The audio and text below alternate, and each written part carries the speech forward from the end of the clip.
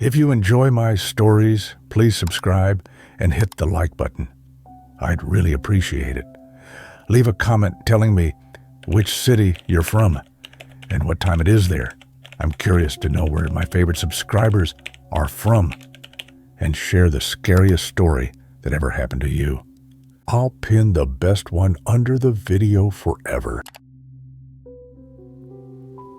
The apartment on Millbrook Terrace wasn't much to look at, but it was mine, and after 6 months of sleeping on my brother's couch, that was enough. The building was one of those old brick structures that seemed to sag under the weight of decades, with walls that had absorbed countless stories and secrets. The paint was peeling in the hallways. The stairs creaked ominously under even modest weight, and there was a persistent smell of dampness that no amount of air freshener could mask. My name is Samuel Hayes, though everyone calls me Sam, and at 32 years old, I found myself starting over in ways I'd never imagined.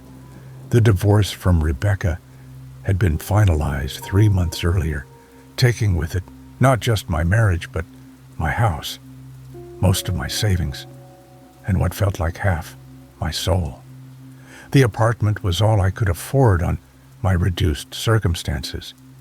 A single room with a kitchenette, a bathroom barely large enough to turn around in, and a view of the alley behind Kowalski's Delicatessen. But it was quiet. The landlord, Mr. Varga, had assured me. Most of the other units were empty, he'd explained with a heavy Eastern European accent, which meant no noise complaints, no drama with neighbors, no complications. Just peace and solitude while I put my life back together. The apartment came furnished with the basics: a narrow bed pushed against one wall, a small table and 2 chairs, a mini refrigerator that hummed constantly, and an enormous wooden wardrobe that dominated nearly a quarter of the room. The wardrobe was clearly much older than anything else in the apartment, made of some dark wood that had been stained even darker by age and moisture. It stood nearly 8 feet tall, with 2 heavy doors that met in the middle, and brass handles that had turned green with oxidation. "That thing's been here since the building opened," Mr. Varga had said when I'd asked about it during the walkthrough. "Too heavy to move, too expensive to replace. But plenty of storage space, yes?" I'd nodded, though I couldn't imagine accumulating enough possessions to fill something that large. Most of my belongings had gone to Rebecca in the divorce settlement, leaving me with little more than clothes, books, and a laptop computer. The first week in the apartment passed uneventfully. I established routines: coffee and cereal for breakfast, 8 hours at my new job at Pinnacle Insurance downtown, take-out dinner while watching streaming videos on my laptop, then bed by 11 p.m. The building was indeed quiet, almost eerily so. I rarely heard footsteps in the hallway, never heard voices from adjacent apartments, and the only sounds that penetrated my windows were the occasional rumble of late-night traffic and the distant hum of the city that never quite sleeps. The wardrobe served its purpose adequately. I hung my work clothes on one side and used the other side for storage of the few boxes I'd brought with me. The doors closed properly with a satisfying click, though they seemed to require more force than should have been necessary. The wood was swollen with moisture, I assumed, a common problem in old buildings with questionable climate control. It was on my 8th night in the apartment that I first noticed something was wrong. I woke suddenly from a deep sleep, that jarring transition from unconsciousness to full alertness that usually means your body has detected some kind of threat The room was dark except for the faint glow of streetlights filtering through my thin curtains. And for a moment, I lay still, trying to identify what had woken me. Then I felt it, the unmistakable sensation of being watched.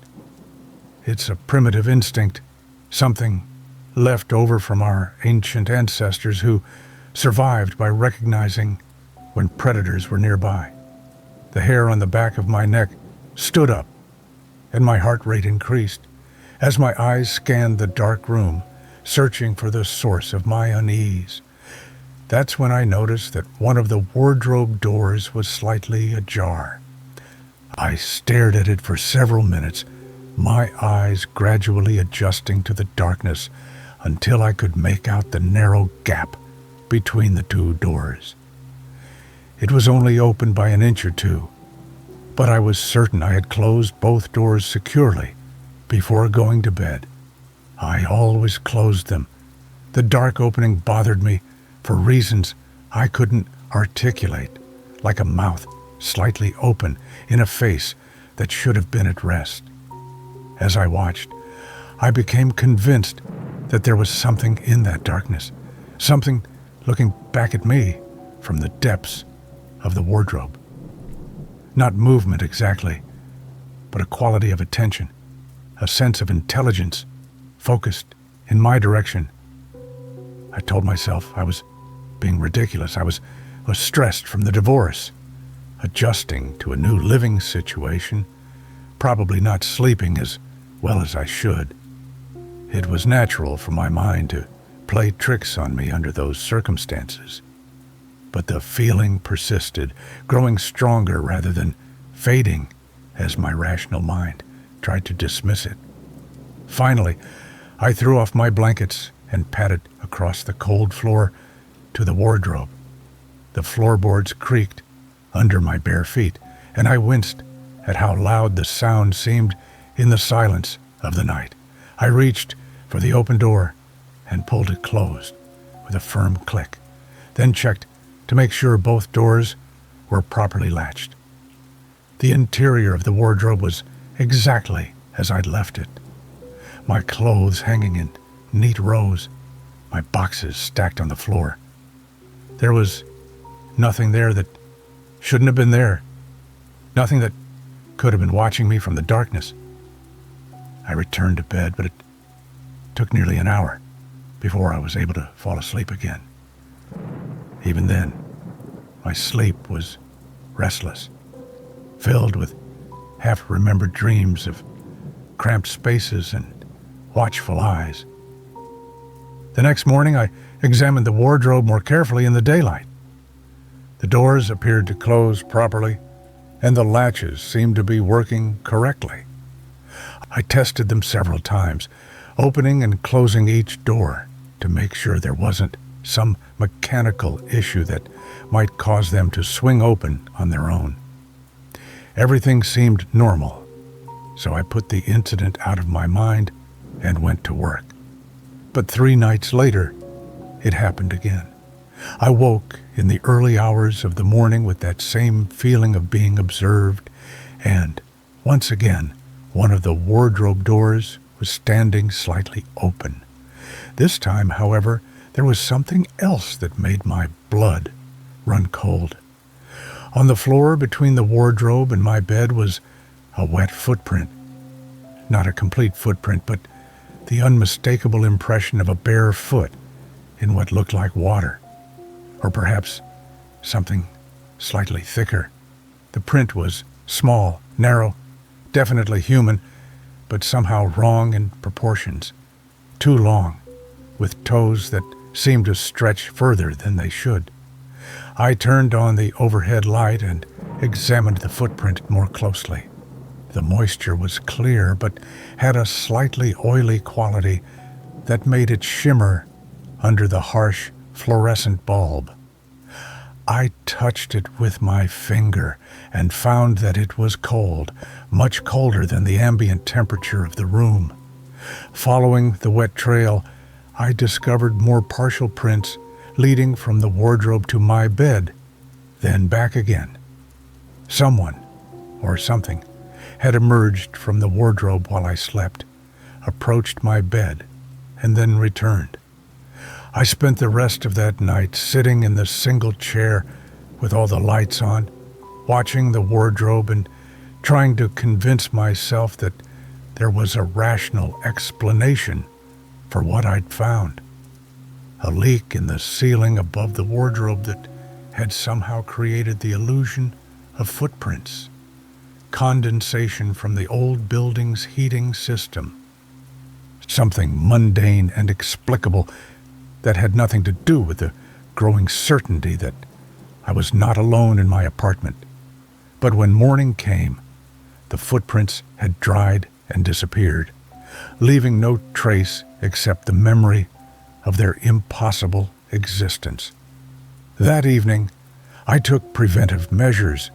Before going to bed, I pushed my small dining chair against the wardrobe doors, wedging it in place so that the doors couldn't open without making noise and displacing the chair.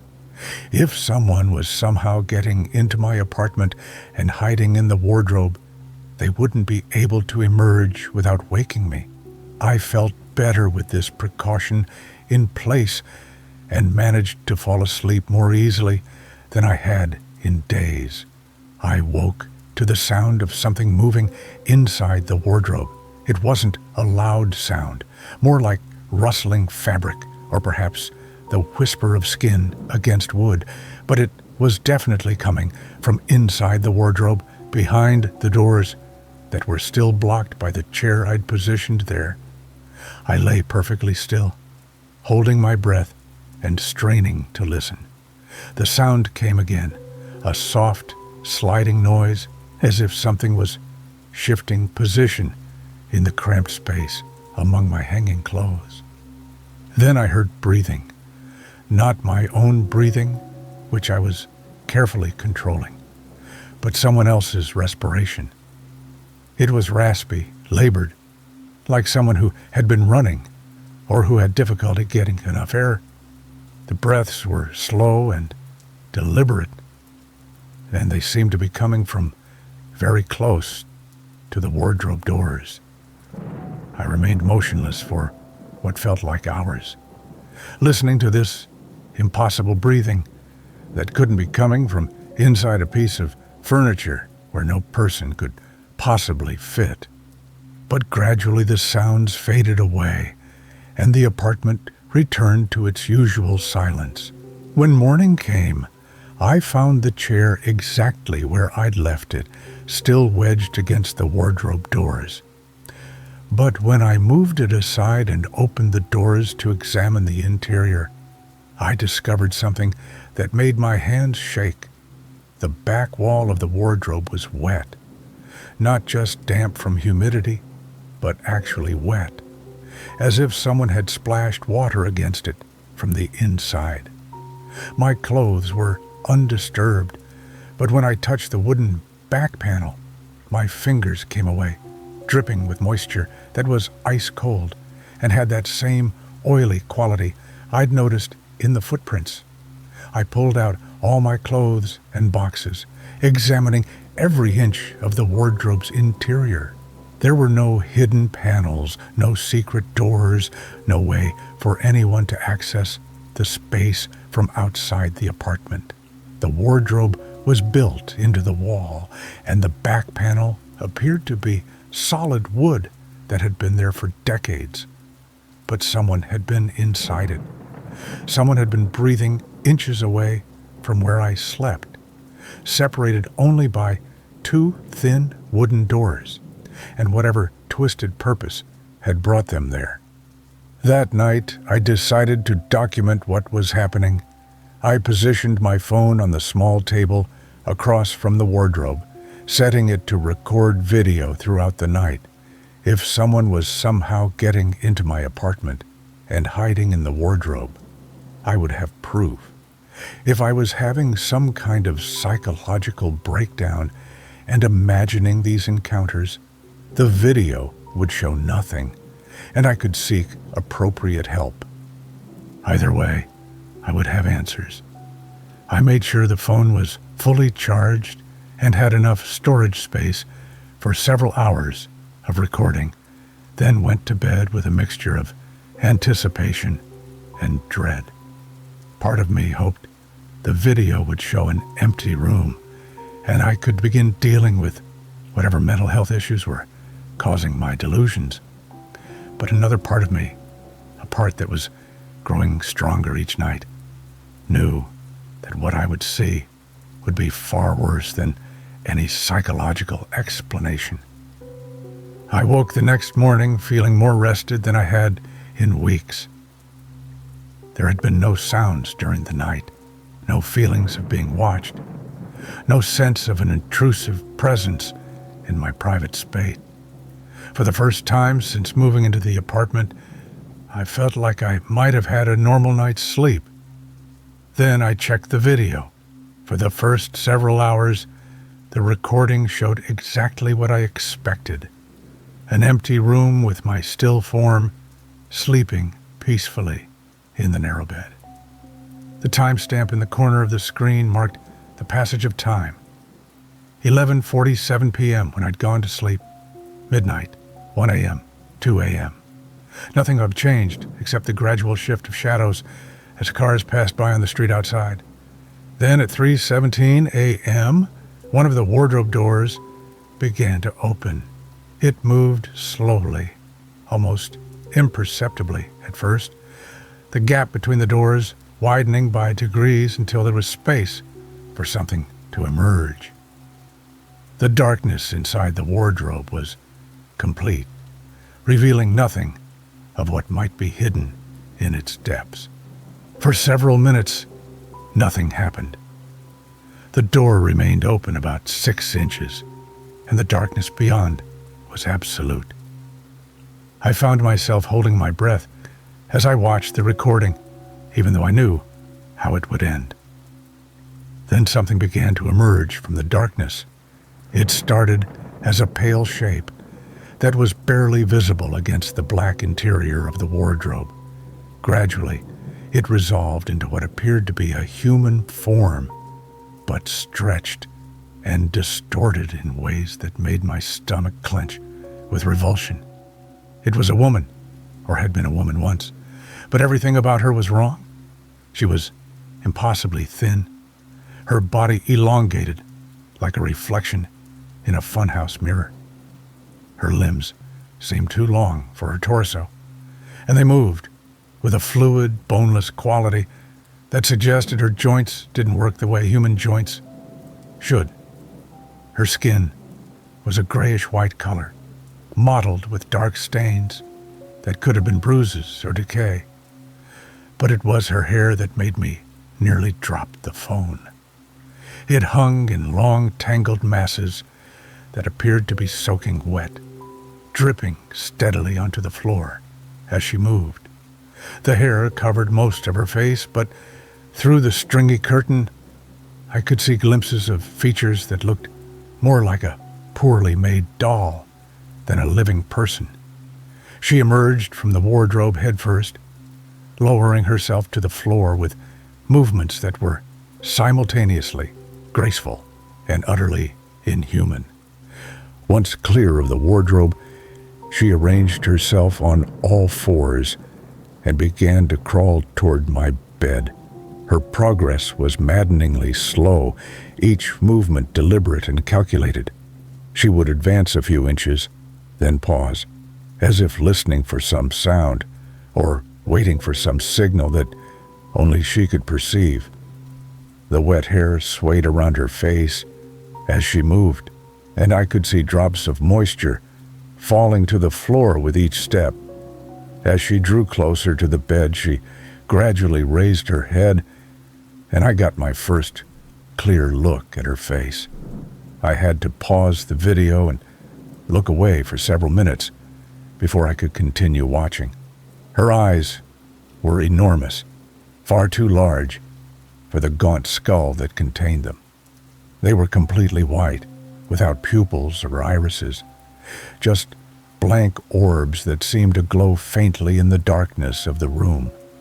They never blinked, never moved, just stared, with an intensity that was terrifying even through the recorded image. Where her mouth should have been, there was only a thin horizontal line, like a cut made with a razor blade.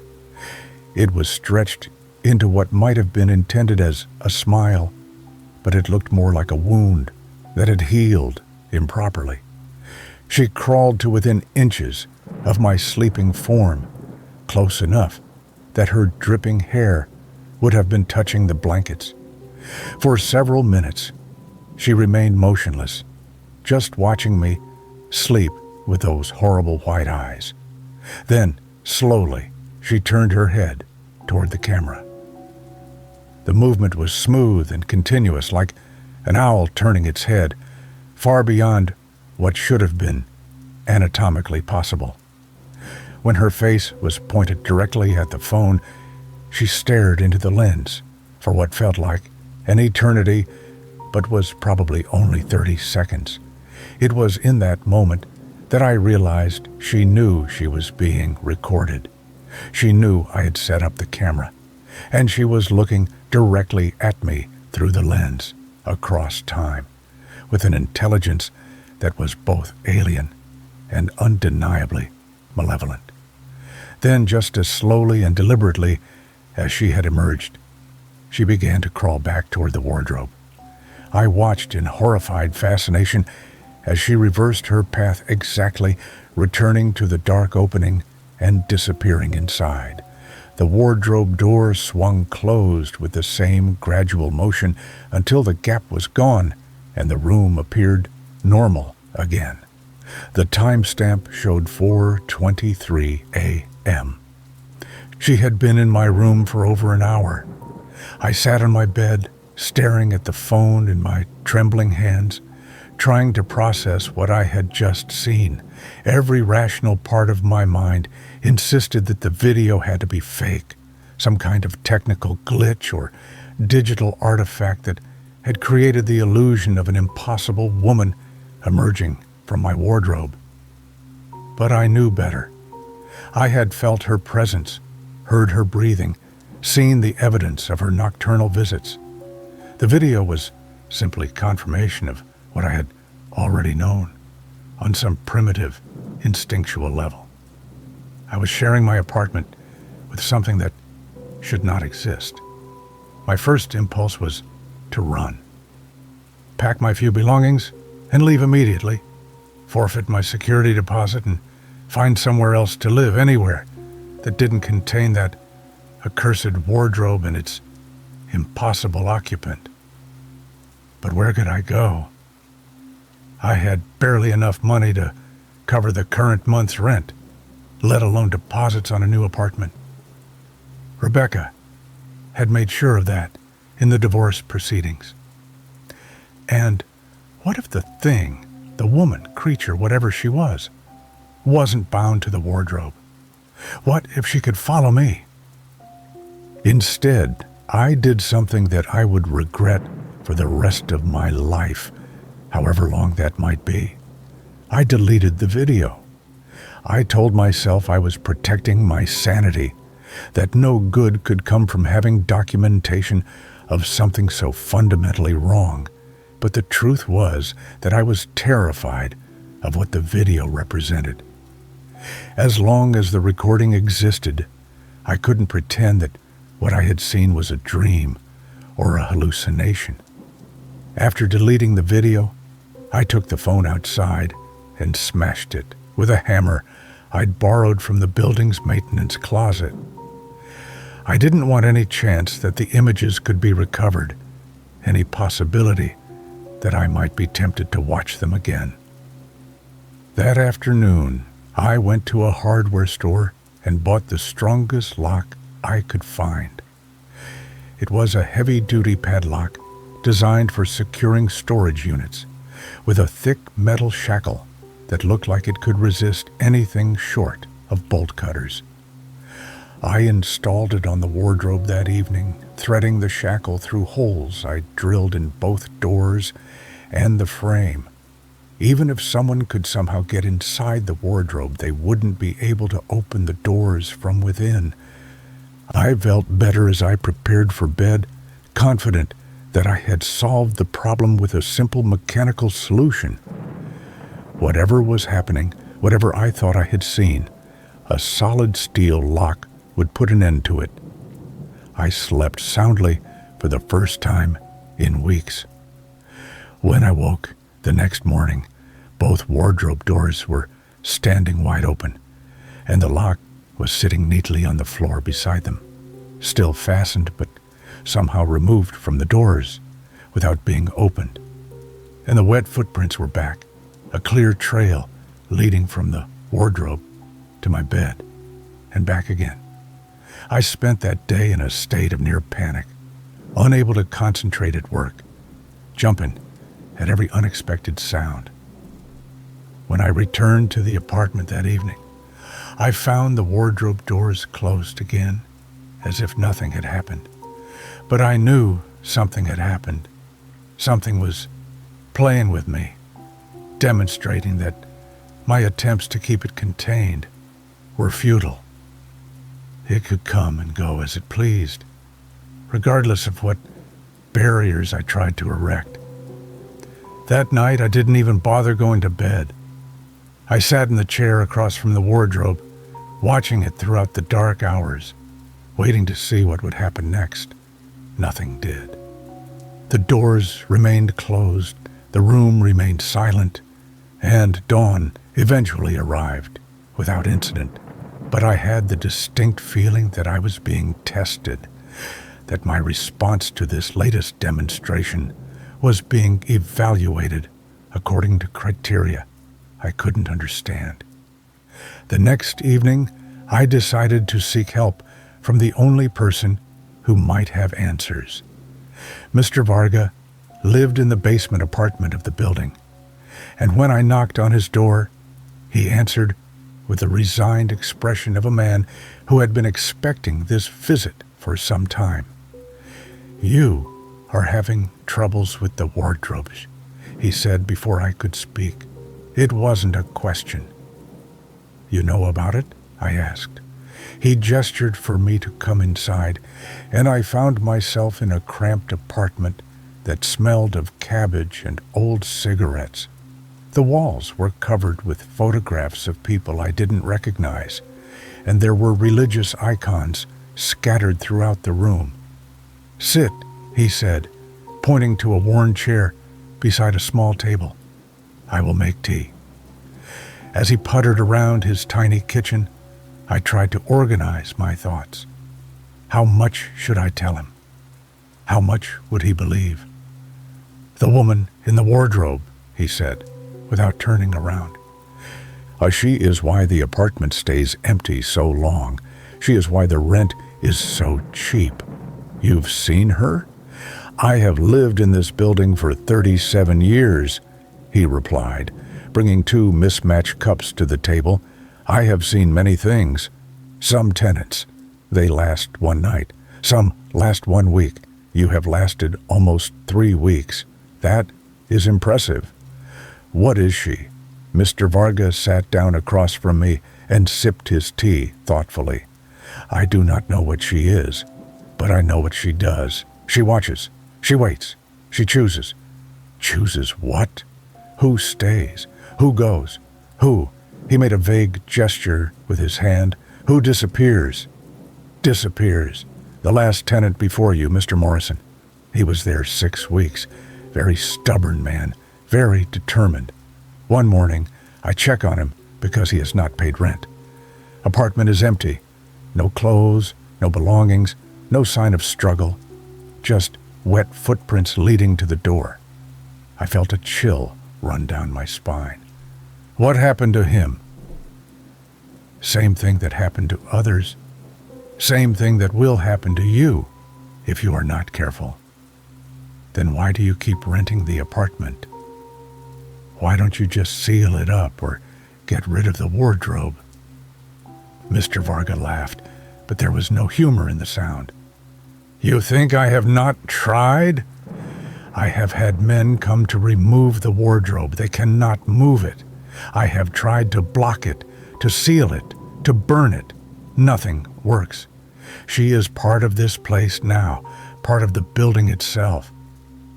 There has to be something I can do. Yes, he said, leaning forward with a serious expression. There are rules. If you follow the rules, maybe you survive. Maybe she loses interest and you can live in peace. What rules? Never open both doors at the same time. Never look directly at her when she emerges. And never sleep in complete darkness. Always leave a light on, even if it is small. Why? Because she is from a place where there is no light. Darkness is her strength, her element. Light weakens her, confuses her. Not much, but perhaps enough.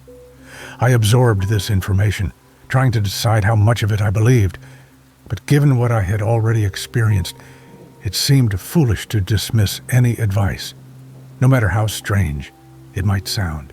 How long does this go on? I asked. Until she decides you are not interesting anymore. Or until... He didn't finish the sentence. Until what? Until you make a mistake.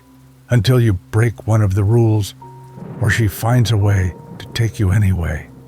I thanked Mr. Varga and returned to my apartment with a small nightlight he had given me. It was a simple thing, just a tiny bulb that plugged into the wall outlet. But he had assured me it would provide enough illumination to keep me safe. That night, I followed his instructions carefully. I made sure the nightlight was plugged in and working, casting a small circle of warm light across the room. I positioned myself so that I could see the wardrobe without looking directly at it, and I made absolutely certain that both doors were closed securely before trying to sleep. For the first time in weeks, I made it through the night without incident, but my relief was short-lived. Over the next few days, I began to notice that the rules weren't as effective as Mr. Varga had suggested.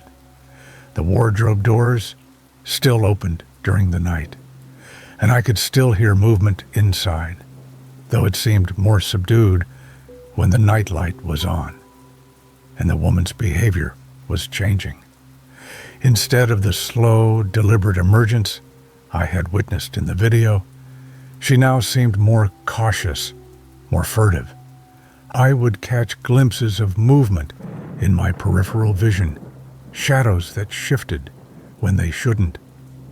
But when I turned to look directly, there was nothing there. She was adapting to the new conditions, learning to work around the obstacles I had put in place.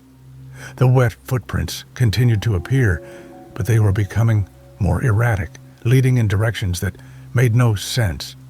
Some mornings, I would find them circling the room multiple times, as if she had been pacing during the night. Other times, they would lead to corners where no one could possibly stand, or up the walls in defiance of gravity. And then I began to hear her voice. It started as whispers so quiet I thought they might be my imagination.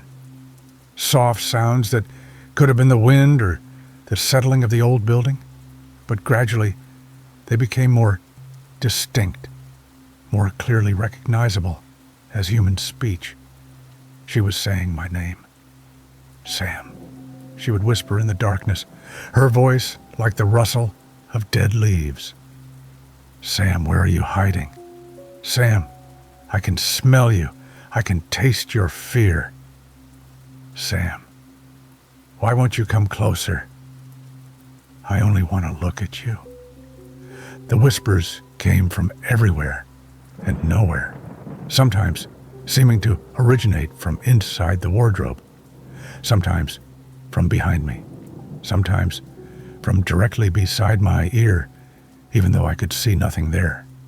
I tried covering my ears, but the voice seemed to bypass my hearing entirely, speaking directly into my mind with its horrible, seductive tone. After 2 weeks of this torment, I reached my breaking point. I couldn't sleep, couldn't eat, couldn't function. At work, I was losing weight, developing dark circles under my eyes, jumping at every shadow and unexpected sound. My co-workers had begun to comment on my appearance, and my supervisor had suggested that I might want to take some personal time to deal with whatever was troubling me. I decided to take drastic action.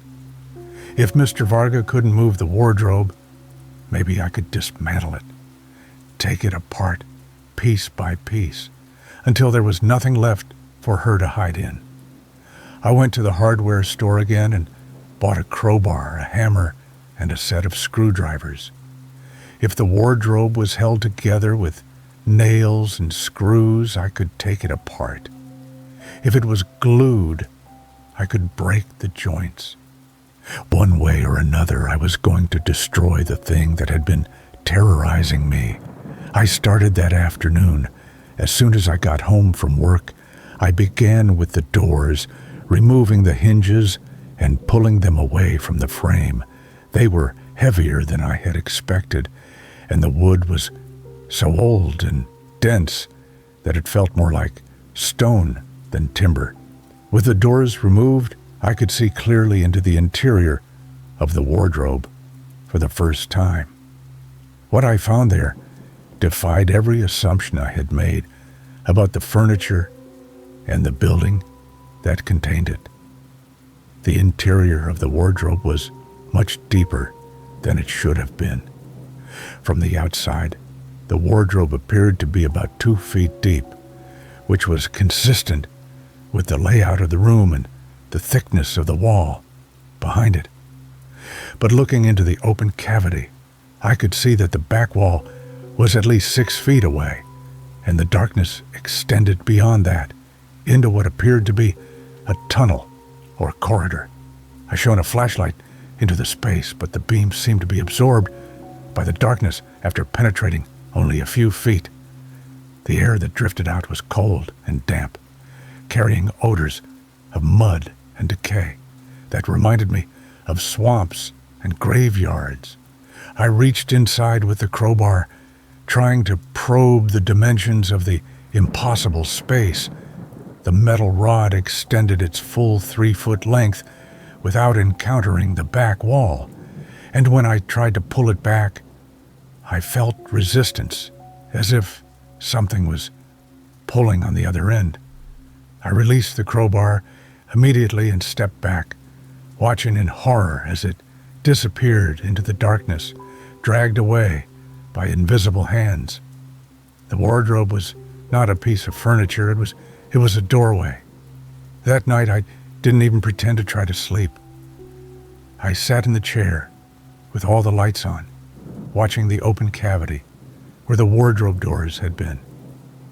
Without the doors to contain whatever lived inside, I expected the woman to emerge immediately, to take advantage of the unobstructed access to my living space. But nothing happened for hours. The dark opening remained empty, though I could occasionally hear sounds coming from its depths.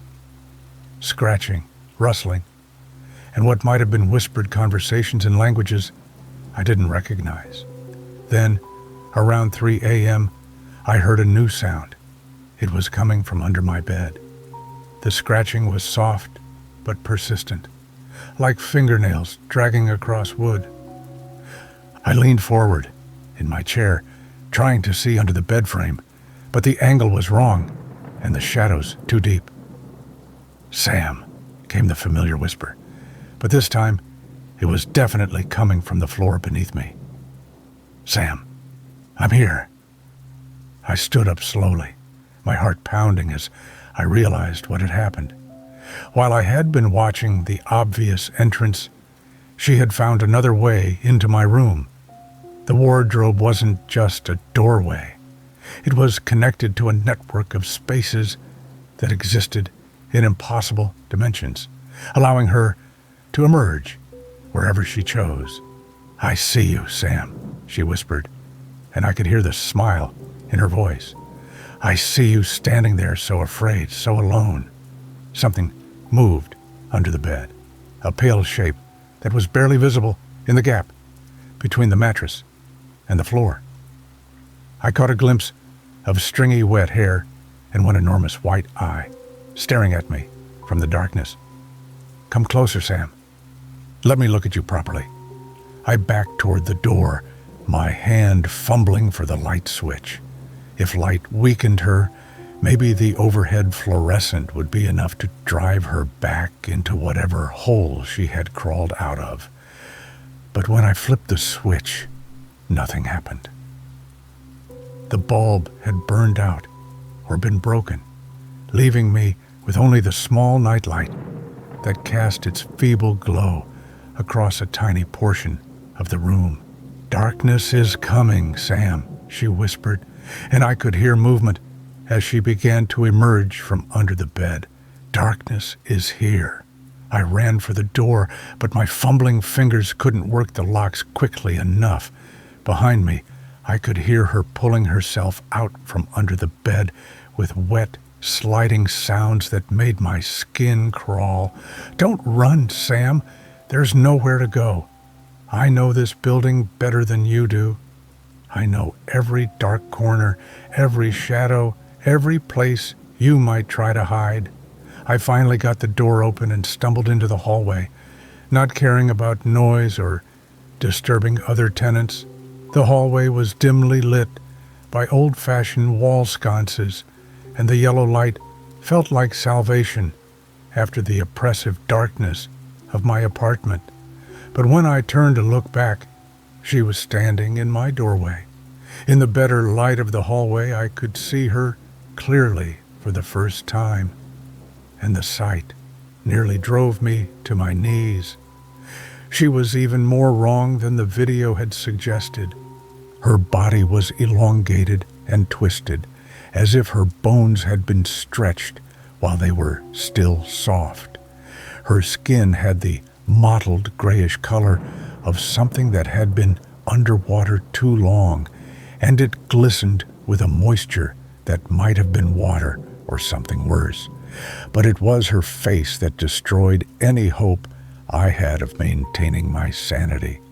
The huge white eyes dominated her skull, bulging out like tumors that had grown where normal features should have been. They never blinked, never moved, just stared with an intensity that felt like physical pressure against my brain. Her mouth was exactly as I had seen in the recording. A thin line stretched into an approximation of a smile, but there was nothing human about the expression. It was the mechanical grimace of something that had learned to mimic human expressions without understanding their meaning. "Hello, Sam," she said, and her voice was clearer now, though it still carried that underwater quality that made it sound like she was speaking from the bottom of a well. "I've been wanting to meet you properly."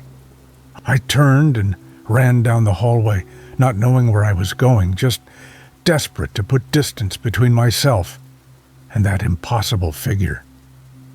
Behind me, I could hear her following, but her movement sounded wrong. Not footsteps, but a sliding, dragging sound, as if she were pulling herself along the floor. I reached the stairwell and started down, taking the steps 3 at a time in my panic. On the second floor landing, I risked a glance back and immediately wished I hadn't. She was descending the stairs head first, her body vertical against the wall like a spider, her white eyes fixed on me with predatory focus. Her hair hung down in wet tendrils, dripping steadily onto the stairs below. I burst through the door to the first floor and ran straight to Mr. Vargas' apartment, pounding on his door with desperate urgency. "Help me," I shouted. "She's here. She's coming." The door opened immediately, as if he had been waiting for this moment.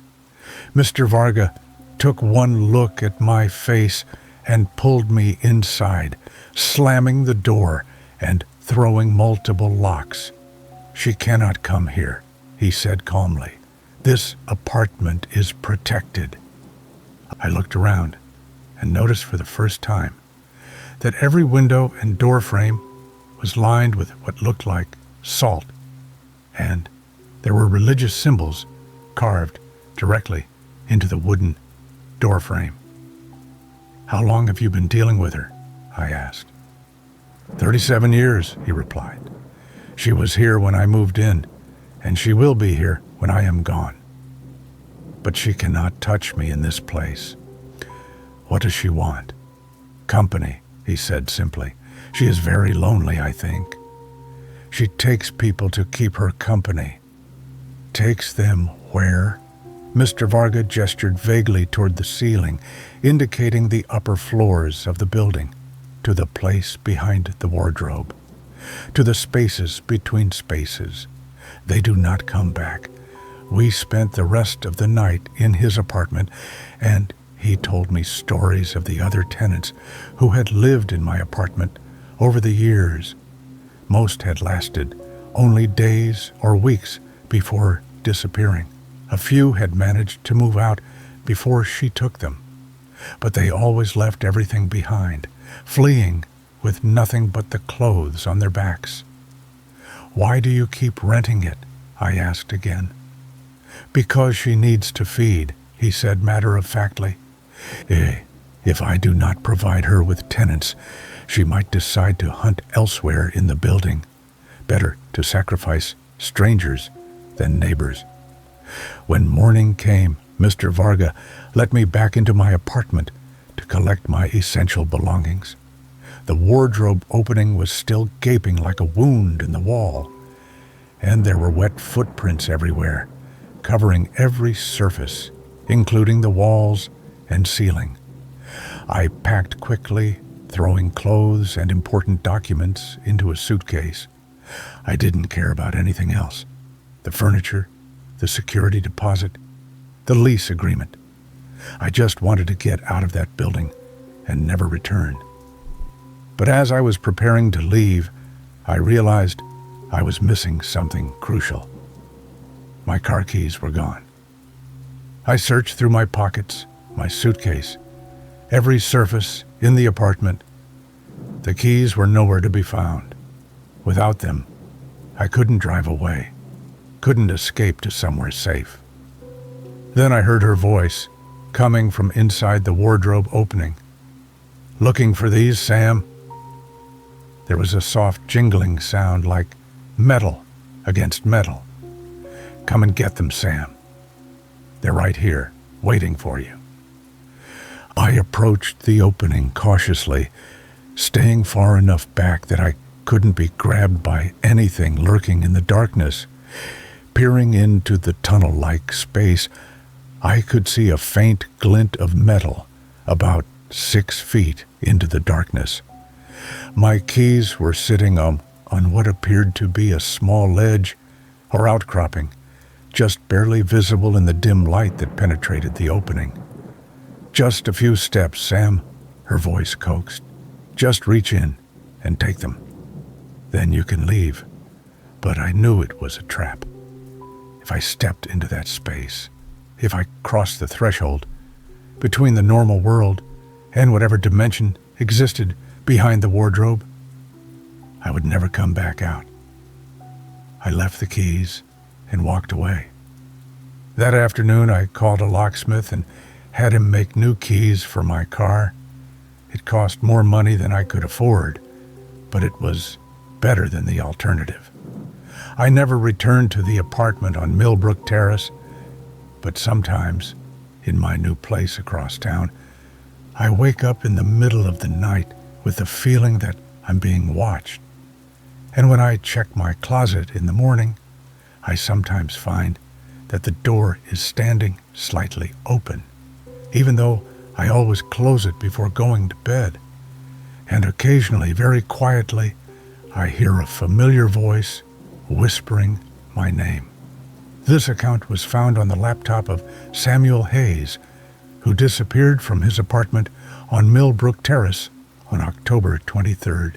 The apartment was discovered empty by his employer when Mr. Hayes failed to report to work for 3 consecutive days without explanation. Police investigation found no signs of forced entry or struggle. All of Mr. Hayes's belongings were present except for his clothes and personal documents, which appeared to have been hastily packed. A large wooden wardrobe in the main room had been partially dismantled, with the doors removed and set aside. The building's landlord, Victor Varga, claimed that Mr. Hayes had mentioned wanting to move out, but had not given formal notice. Mr. Varga also noted that the apartment had problems with moisture that had caused previous tenants to leave abruptly. Investigators found extensive water damage throughout the apartment, with what appeared to be moisture trails leading from the wardrobe to various locations around the room. The source of the water could not be determined. Now, the case has been classified as a voluntary disappearance, though Mr. Hayes' bank accounts and credit cards have shown no activity since his disappearance. Anyone with information regarding the whereabouts of Samuel Hayes is asked to contact the police department. The apartment at Millbrook Terrace remains vacant and is no longer being offered for rent.